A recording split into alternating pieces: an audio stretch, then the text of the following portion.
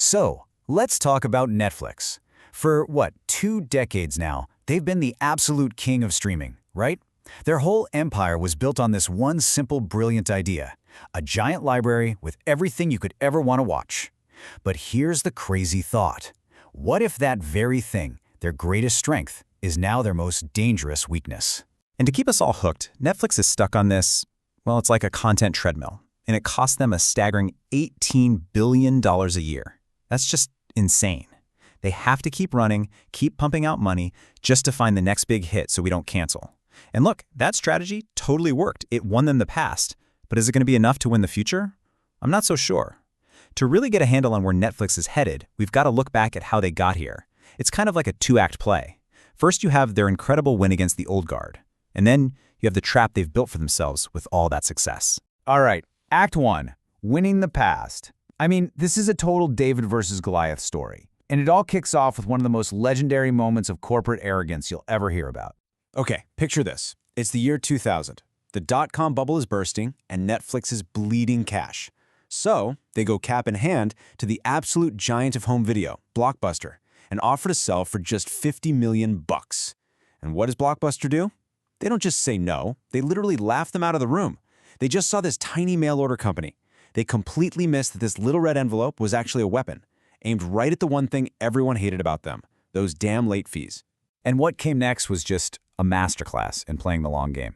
First, back in '99, they make their most important move ever, shifting to a subscription model. Then, get this, in 2007, when their DVD business is at its absolute peak, they do the unthinkable and launch streaming. They basically started destroying their own main business. And then in 2013, the final genius move. They dropped $100 million on House of Cards without even seeing a pilot.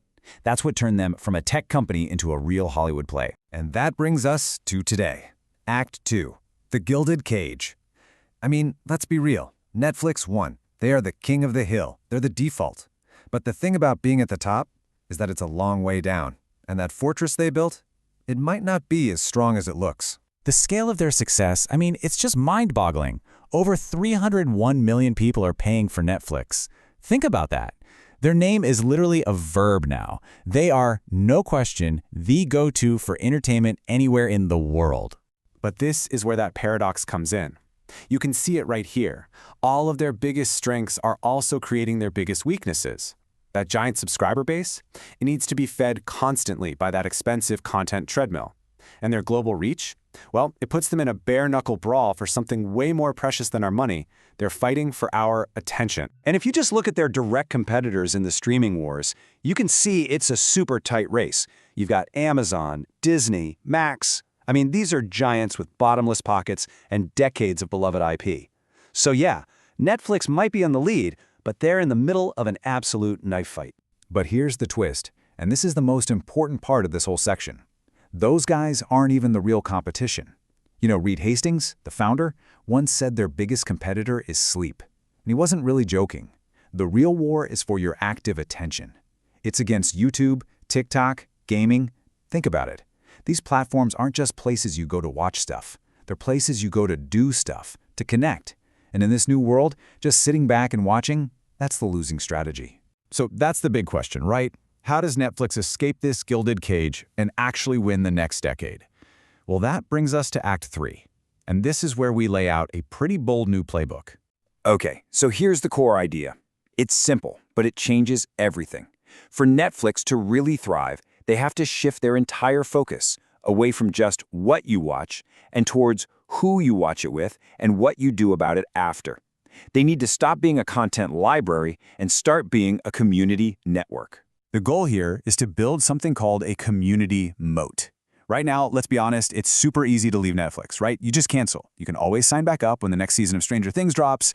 But what if leaving Netflix also meant leaving your friends, your favorite creators, your whole online identity? Now that's a reason to stay. That's a real defensible moat. So how do they actually do it? Well, here's a concrete 3-step plan. A product roadmap that could totally reshape the platform from the inside out. First up, Pillar 1, the Netflix Creator Program. This is all about creating a second engine for content, one powered by users. Think about it. Right now, where do all the best video essays, fan theories, and recap shows about Netflix content live? They're all on YouTube.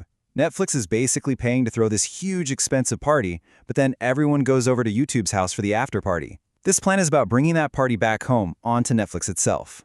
And for creators, this would be an absolute game changer. Imagine, as a creator, you get a stable, clear revenue share. And even better, you get access to a massive library of pre-approved Netflix clips, so you don't have to live in constant fear of getting a copyright strike. It's basically a safe haven, designed to solve the biggest headaches for creators and pull in the top talent. Okay, on to Pillar 2, Netflix stages. This one is all about solving a problem we've all had. You know, that super clunky, annoying experience of trying to watch a show with your friends online. You're using some janky browser extension that never works right, and you've got a group chat open on your phone. It's just a mess. Stages is designed to fix all of that. So, imagine this. The show or movie is playing perfectly in sync for everybody, but over on the side of the screen, there's this whole interactive space. You could have a creator you follow hosting a watch party, a live chat buzzing with reactions, you could vote in polls, you could even tip the creator right there. Suddenly, you're not just passively watching something. You're part of a live, shared event. And that brings us to the final piece of the puzzle, Pillar 3, My Netflix. This is what ties it all together.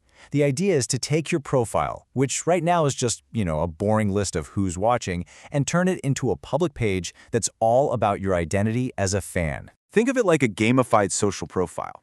You could earn badges for finishing a whole season in a weekend, unlock achievements like becoming a sci-fi sage because you've seen everything. You could even create and share your own curated shelves of your favorite movies. This stuff creates what we call engagement loops. It gives you a reason to keep coming back that has nothing to do with the next big show. You're building up your status, your profile, your identity on the platform. That's sticky. So, that's where Netflix stands. It's a genuine crossroads. Do they just stay on the content treadmill, keep spending those billions, and hope they find the next Squid Game? Or do they make this huge, risky pivot and try to become the social, creator-driven future of entertainment? It's a massive decision. I'm really curious to hear what you all think. Drop your take in the comments below.